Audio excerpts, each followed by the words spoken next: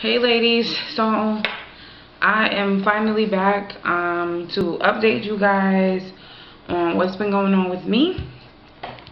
And the last time I spoke to you guys, I told you that I was still waiting for my beta to go down, and that next reading after the last one I told you guys, it came back at 12. So I was a little disappointed because your beta needs to be 5 or less for it to be negative. So I was a little disappointed because I was ready for, to move forward, because it's been a little over a month since I found out. Well, I found out the 4th of July. Today is now August, I think it's the 19th. So I found out yesterday. I went to get my beta drawn again, and thank God that was my last beta for this round. So my beta came back at negative, and I was like, you would have thought that like somebody told me that I was pregnant, because that's how excited I was that like it was negative. So my nurse told me that my doctor wanted to, okay, she basically said like in 2 weeks, so the day after Labor Day, that I need to call to let them know if I get a period or not. So I'm like, okay. And then she was like, well, yeah, because if you get a period, then like we can start your next round. And like I just like started like shaking and stuff, because in my mind I didn't think that I was gonna be able to try again like this soon. So that's my news. Like I can start again in 2 weeks. So I actually just had what I think was a cycle with my PCOS. Like sometimes I don't get cycles, but ever since like I like lost some weight, and like with the way that I eat now, like I get periods every month. My doctor thinks that they aren't periods, but that's a whole nother story. So I did bleed for 5 days, and that's like around like the amount of time that I would bleed. So I believe that I had like a period already. So I told my nurse that, and she said, well, either way, like if I don't get one, or if I do get one, that I'll come in 2 weeks, and they're gonna do an ultrasound, and then I'm gonna get a saline sonogram done, because I had a polyp, and we just want to see if it passed with the miscarriage or not. So I'm very excited about that. Like it's like I didn't expect like everything like to happen like this fast, that I could try again. So like I'm extremely grateful for it, and I'm actually proud of myself in how like I handled like my miscarriage and stuff. Like I didn't like let it like deter me, or like I didn't lose any confidence in me getting pregnant again. So I'm like extremely excited and looking forward to trying again. Of course, like the thing on my mind now is like, is it gonna work like as fast as it worked like the last time? So yeah, like that's like my main thing now. Like, it's gonna work exactly the same way. So with that, of course, like there's a chance that like we'll get our baby before my 7-year anniversary. So I'm like extremely excited about that.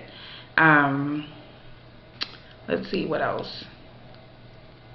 Yeah, I'm excited. And I feel like through this whole thing, like there were like people who like expected me like to feel like a different kind of way, or like to be upset about it. Like I called like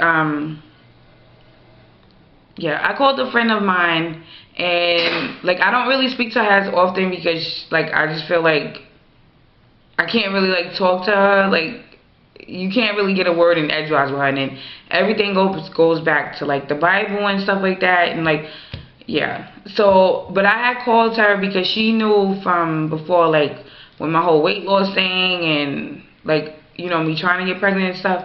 And I had just called her like the other day just to let her know like what happened. And like I just felt like I was being like chastised for like how I felt. So I don't know if you guys remember when I first started this, I had said that, like, I had said to myself, like, who am I to believe that, like, me taking these drugs, like, it will work the first time? I mean, thank God, like, it worked the first time, but that was how I felt. Like, I legitimately felt like that. And, like, I was telling her about, like, how Carl, like, took the situation, like, bad and stuff.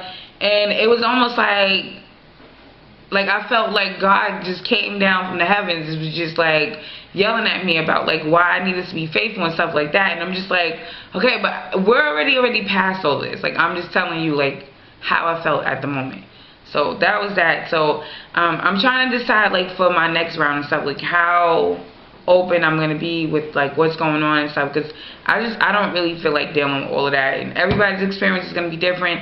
And I find that people who have had kids with no problems, like, it's not that they're ignorant to the situation, they just don't know like what it's like to go through all this. So they want to give you like 50 million answers and like how you should feel and why you should feel this way and like why you need to be faithful and trust in God and all this other stuff. And it's like, I just want you like to just listen. So yeah, I think I'm gonna pass on how much I share with other people. And yeah, so I also want to send a special congratulations to Amy Lynn. I don't know if you guys saw her video, but she's having a boy, and I'm like over the moon excited for her because she has 3 girls and like they really wanted a boy. I kind of felt like it was a boy, but she's having a boy. So Amy Lynn, I just want to tell you guys congratulations. Mr. and Mrs. Upgrade, congratulations on your BFP. And to Treva and I can't think of the other person's name. She's about to start her IVF. I just subscribed to her, so I can't remember.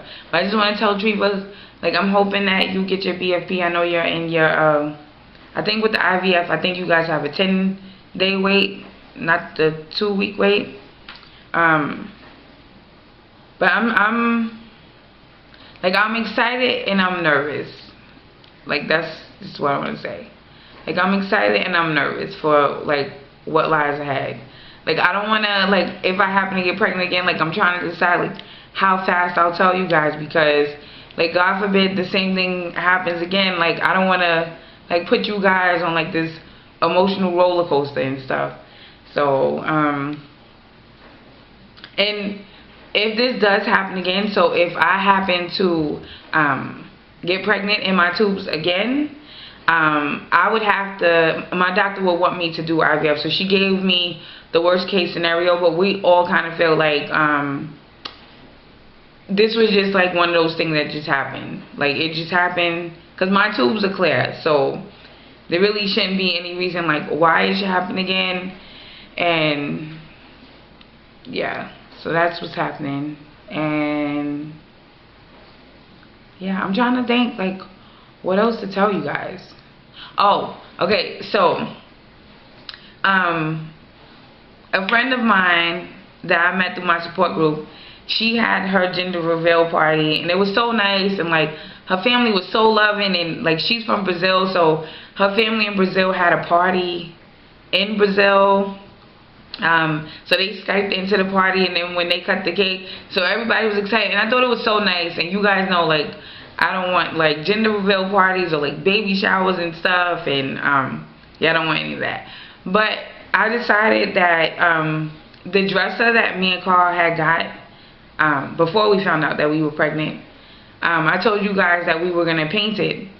So there was like a neutral kind of color that I wanted, but then I was like, it would be so nice if it was a girl that dresser was pink.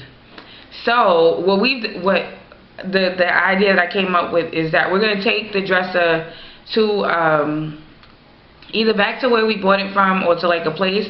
And you know how like people, like my friend, she gave what her baby was, the gender, to the bakery, and then that's how the cake got made, so nobody knew. So we're gonna give whatever the baby is, the gender is when we have the baby, to the person who paints. And then when I get home, I mean, I don't know what I'll have, but it won't be that Carl will be like painting after we have the baby. So the dresser will be done and delivered after we have the baby. So I thought that would be like our special way to, you know, have what our baby is represented in some kind of way. So yeah, I think that's really about it. Yeah. I think that's it. So I don't know when I'll check back in with you guys. I might just wait until I go to the doctor. So I don't really have much to talk about, so that's why I haven't really been making videos, because it's like, what am I going to talk about? Me and Carl probably will do the husband tag. I was thinking about that. So yeah. So just want to say thank you guys, and to all my new subscribers, all my old subscribers, like, I want to thank you guys for following me on this journey. And just, oh, another thing I want to say, like, I know, like, this journey can be tough and it can be like stressful and stuff, but like, we have to stay focused and like keep trying and not get like discouraged. So I hope, if anything, in my situation, that like I gave somebody the courage to keep on going and to not be afraid and scared of what lies ahead, because nothing in this journey is guaranteed. And although like we've seen like people on TV and people in our lives like have babies and plan babies and get pregnant and stuff and like never go through all of this stuff, like, this is our stories, these are our stories, and these are our journeys. And as much as we're afraid to share with people like what we're going through, I think it's important that we do, because people need to be knowledgeable on the struggles that women go through. And the more we are open with our journeys and what happens, and you know, the ups and the downs of trying to get pregnant, like, to me, more doors will be open as far as everybody getting health insurance and coverage for these type of things. Because it breaks my heart to know that there are some people who don't have the coverage to see doctors or go to fertility specialists. Like, it breaks my heart, because like, we all deserve to be mothers. However we get there, like, we deserve to be mothers. So to my ladies with PCOS, like I can't say enough like how much I appreciate you guys, and for the people that I've watched and learned things from. Like, you guys like have to like stay focused and keep going and get as much knowledge as you can about our disorder, because our thing doesn't stop once we get a baby. Like, PCOS will be with us for the rest of our lives, and like the medicine, like the fitness, the health, the food, like, it is all important. And I just want to say, like, be encouraged and don't give up. You might not see like the results of what you want now. Like, I'm completely not at where I would want to be, but I'm not where I was yesterday. So we just got to keep fighting and know that like we're all here for one another, and that's it. So I love you ladies, and I'll see you in my next video.